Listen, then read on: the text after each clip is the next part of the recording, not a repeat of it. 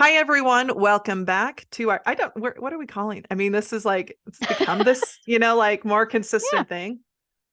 yeah. Weekly, monthly, bi-weekly thoughts. With Periodic. periodic thoughts with Sarah and Teresa. Yeah. Hi, Teresa. How are you doing? Hi, Sarah. Good. Good. Good morning. Good morning. This week we wanted to explore some patterns we are observing in clients that we're supporting and things we're hearing about. And that is really paying attention to those of us, those of you who have moved to hybrid or virtual work. How do we continue to understand maybe some of the challenges and work to move through that and to create some strategies to build and really specifically what we want to explore today is how do we not just take what we hear people saying they need and get really curious about what do they actually mean when they say that. And so, so Teresa, I wonder if you can start us off, from some of the things that you're observing, right? And some feedback you've been analyzing. Yeah, I've been looking at, beyond the face-to-face work we do with folks, I do a lot of work with qualitative research related to teams. And there are a few different things that are emerging that we've been seeing ongoing, which is, first, folks who changed companies, started with a new company during the pandemic. Many of them are still struggling to feel connected, to feel fully part of the team, to feel known, to feel a sense of belonging. Um, so that's kind of one branch. And then we've got teams who were together previously and are now working, in some cases, fully remote or hybrid. They're not all together in the same physical space at the same time and finding their way with that. And then, recently I've been seeing more comments, which could be a, kind of trickle from the other headers, but not always, of um, I just don't feel valued here. I Mhm. don't feel my leadership team wants to hear my ideas. I don't feel like I can safely use my voice. And often we see teams kind of lumping those in as all the same thing when they're likely very different. And we won't know if they're different or the same unless we get curious. So, Yeah. Sarah, put your chronically curious Yeah. brain on the job here with this Mm. one. Well, and well, and a lot of times what we will hear from clients is, I don't feel as connected to my team members, or team members aren't feeling as connected. And so the language we'll hear is connected. Yeah. And so then the default is people jump to time, Mm, like we need to spend more time together. And when that might be yeah. one of the factors, that may not always be what's at play here of feeling connected. And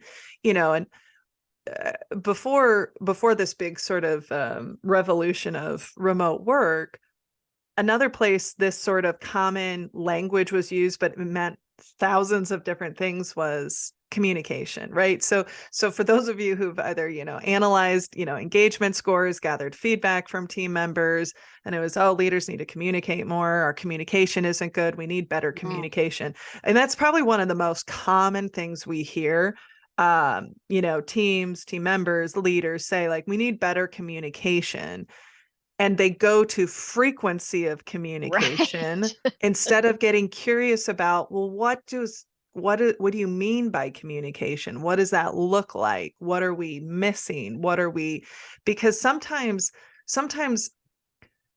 we might not be able to articulate what we really need, Mm, or we might be afraid to articulate what we really need hmm. mean. And so so here's an example of how this plays out. I was working with a team a while ago, and the feedback was, our vision isn't clear, our vision isn't clear, our vision isn't clear.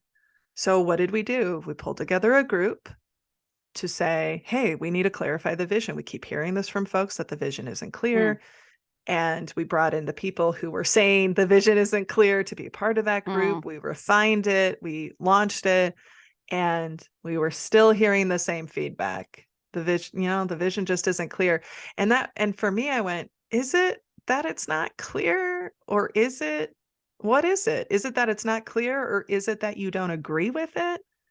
Is it that it's not clear, or is it that, like, what is it? Because you were actually a part of clarifying it and Mm, now you're still giving the sure. feedback. And so I asked the question of one of the individuals. I said, "Is it that it's not clear? Or is it that you don't agree with it?" And what they said was, "Oh, I agree with it. I just don't actually think our leadership can execute on it." And it was such a Mm, like that it's was a such a different problem. that's a different problem.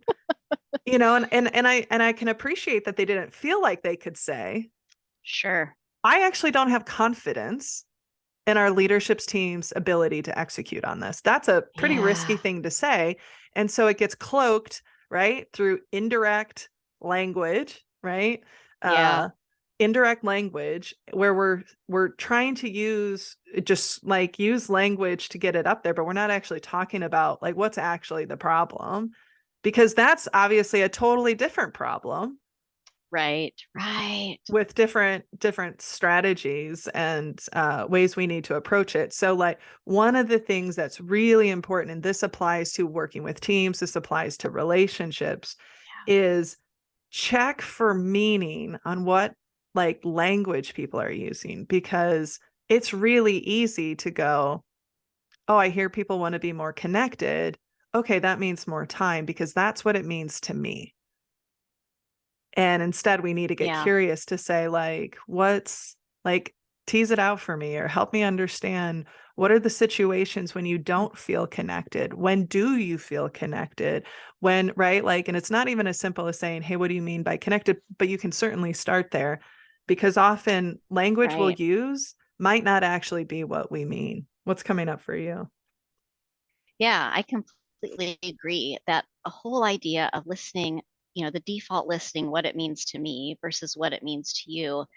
And it doesn't take long to get clarification on that. It Yeah. takes a few questions and leaving the door open because we see a lot of, and what can increase frustration is applying a treatment that didn't affect the real problem, right? The Mm, real concern. So if connection to me means pizza party, and that it doesn't equate to connection for you. Now you're like, I said I wanted to connect, and like I didn't mean I wanted to drive into the office for a pizza party, right. right? Or like we Right. see lots of very well-intentioned mismatches, right? Mm, Or and I think another watch out is often the folks who are planning things, um, which can be a lot of fun, right? But with the intention of connecting, are thinking of how they like to connect, mhm. not how everyone else might like to connect.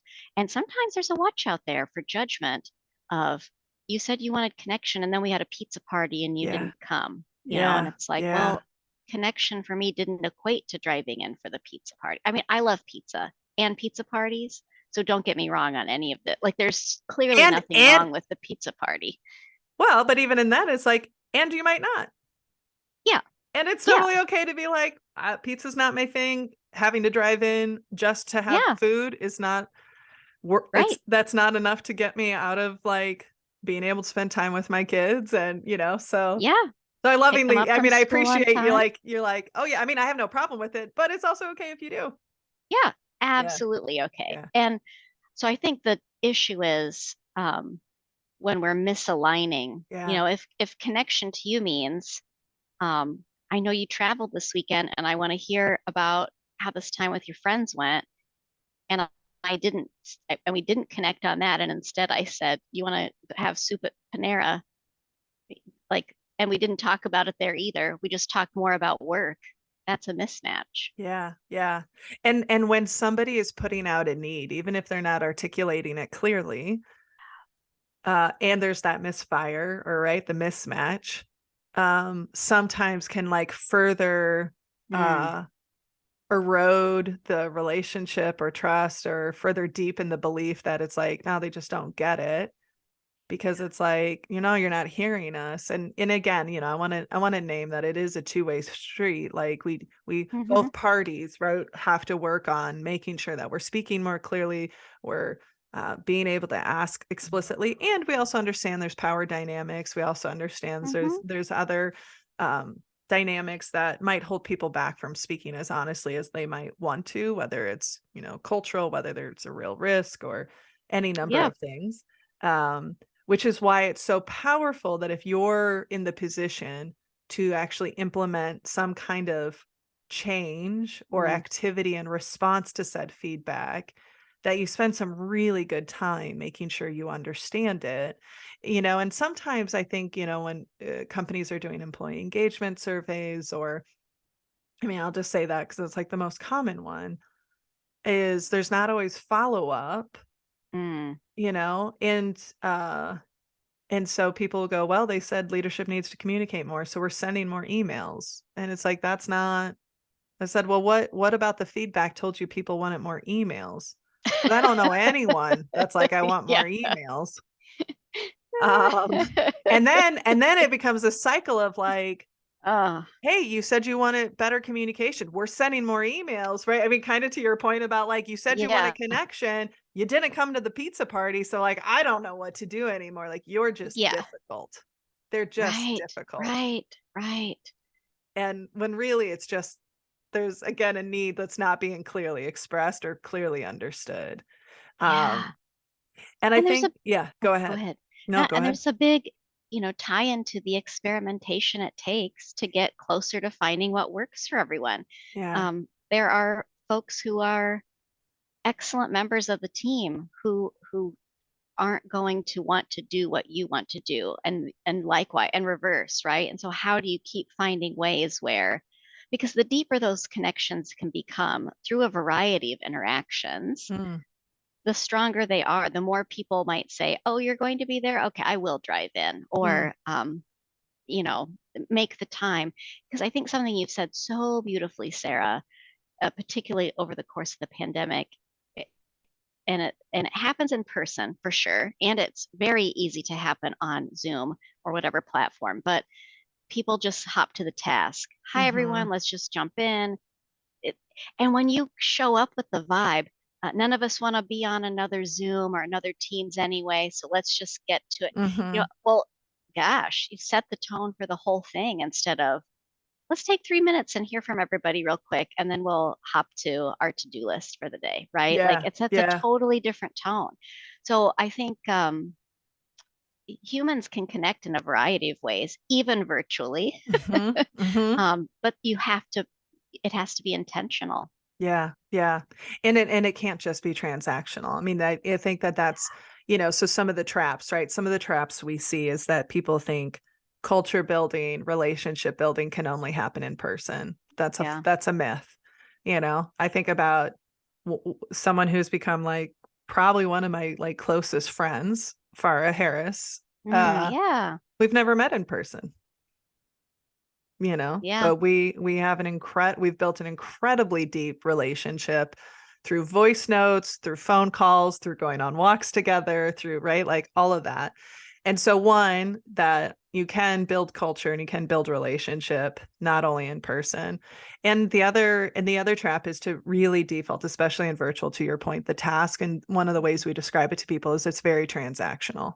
We're getting to the business Hmm. instead of looking for those transformational moments where we can get to know each other, where we can, before we jumped on this call and Teresa was asking me how it was going, and I was asking her how's her, like moving into the newly renovated space going. And even then, connection doesn't always have to happen synchronistically. Yeah. Right? We, on our team, we we always laugh in my house when my phone starts dinging. I know it's Teresa and Amy on our group chat, like going, I'll be like, oh, ladies are at it. I better check in with them. And so there's ways, or other, like, we know other companies that will have Slack channels or chats on Teams where it's just this is your share your pet information on here. And this is Yeah. the place where people who want to connect about animals or what did you do over the weekend. And so that's the other thing is we can build familiarity, and it doesn't always have to be in person, and it doesn't always have to be at the same time. Sometimes it's Yeah. really beautiful to go back and look at an email or an email or a text or whatever. And sometimes there can be jokes that are thrown around. And so looking for a variety of ways, again, to your point, to engage people. And, and it's sort of like throwing out a net, right?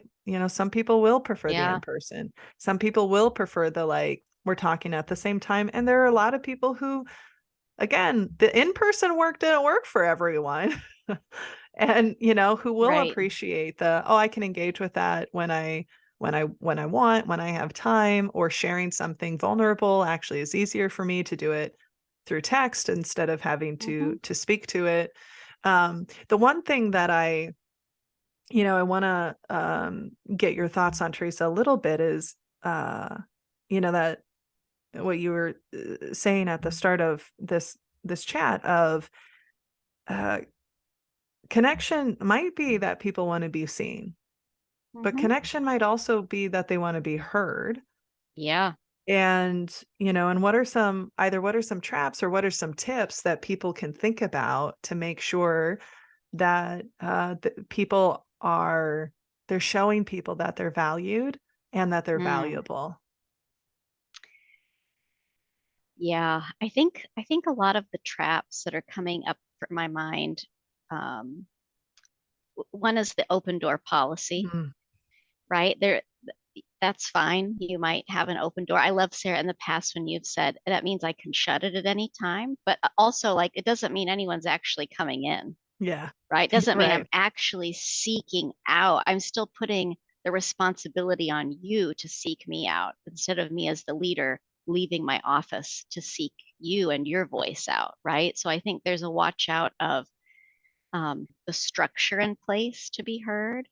I think there are some watch outs related to how we handle hearing people's thoughts and voices. Um, we know we see this firsthand frequently, right? Where the most senior person hears something he or she may disagree with, they have a different perspective, right? And instead of using that as a moment to create meaning, to partner, to move forward, to clarify, it becomes you need to stop talking. This is like my hand, like my son does. You need to stop talking because I know and you don't, Mm, right? And so there's a mhm. real watch out of inviting voices that you're honoring the voice, right? That you, just as you have your perspective, you have your vantage point, so do they, Yeah. right? So that feels, and then maybe the worst trap of all would be listening and doing nothing with it. Mm, That's where we mm, see a lot mm, of conflict. That doesn't mean everything you hear is actionable or everything you hear would work in some way. mm. But when you're hearing many things that make sense from lots of people and then you continue to do nothing with it, that's a big cause of trust erosion. Yeah. And that's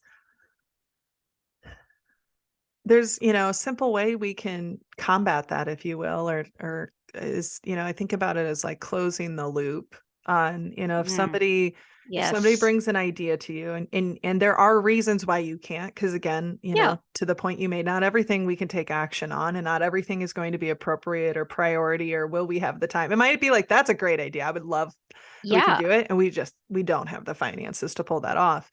But Yeah. to be able to come back and say, hey, I want to follow up, that idea you shared, was really great. I really appreciated X, Y, and Z out of this. I wanted to explain why we can't move forward with it now. Yeah. That's one of the ways we can, navigate when we aren't moving forward with something, instead of Yeah. just doing nothing, or but there's like, I want to tease that out, because there's doing nothing, and then there's choosing something different and not going back and closing the loop Yeah. on it, right? Like, Yep.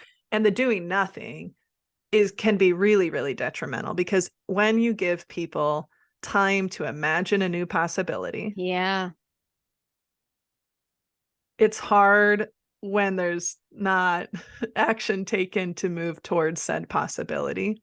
It's almost like worse than if you had Mm, never asked at all. So, yeah, so as we sum up our time together, a couple of things that we just want to reiterate as practices, is for those of you, and again, this doesn't just apply for virtual or hybrid, but, mm, first is to make sure you get really clear about what do people mean And even like at some of those ways, like when you say connection, what does that mean to you? Why is that important to you? When have you experienced really good connection on our team? When have you felt like we've missed the mark? You can be thinking about, do they mean this, or do they mean this, or do they mean Hmm. something else? Because that can be really powerful to offer up. And just having those dialogues around it, um, which also is a way to value people's opinion, because you're like, I want to make sure I really understand you. I want to make sure that I get to the core. And the other thing is, and so that's the first one, and realizing that you might have to experiment with some things, Mm, especially when we're talking about things that aren't technical or tactical, yeah. solely, right? There might be technical, tactical components to it, but that it is really more adaptive, is you're going to have to experiment and try things for a while and go like, how Mm, did we feel after a month of sharing our weekend updates on this chat? yeah. Like, what did we like? What did we not? And then the third is to be, that we talked about, was being really aware of the myths, like the Mhm. traps we fall into, the limiting beliefs, the things. The one way we like to think of it is it's a rule we've created, and it's not a rule, it's just a possibility, Yeah. that connection and culture and relationship building has to happen in person, that it has to happen synchronistically, and Yeah. and being aware of those judgments when people aren't um participating in the way that you prefer, say that, right? Right. And Right. so Yeah. being aware of that. So we would love to hear from you. We would love to hear, what are some of the strategies you use to make sure that you really understand and uncover what the real problem is. We would love to hear experiments that maybe you're running related to virtual work and culture building and relationship building. We're all still building this plane as we're flying it, and it looks different for different companies. So we would love to hear your success stories. And with that, thanks for joining us for this periodic conversation with Teresa and Sarah. Bye, everyone. Thanks.